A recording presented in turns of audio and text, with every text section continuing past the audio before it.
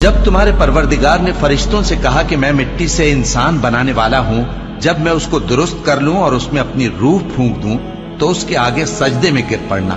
سو تمام فرشتوں نے سجدہ کیا مگر ابلیس کہ وہ اکڑ بیٹھا اور کافروں میں ہو گیا۔ اللہ نے فرمایا کہ اے ابلیس، جس شخص کو میں نے اپنے ہاتھوں سے بنایا اس کے آگے سجدہ کرنے سے تجھے کس چیز نے منع کیا؟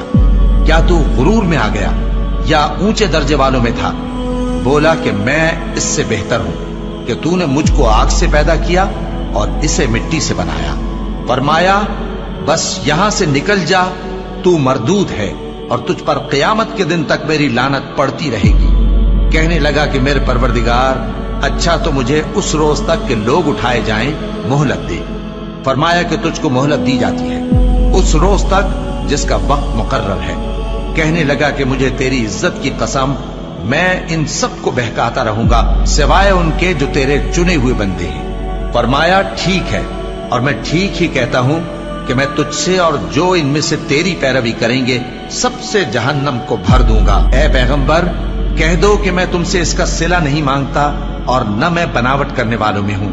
یہ قرآن تو اہل عالم کے لیے نصیحت ہے اور تم کو اس کا حال کچھ وقت کے بعد معلوم ہو جائے۔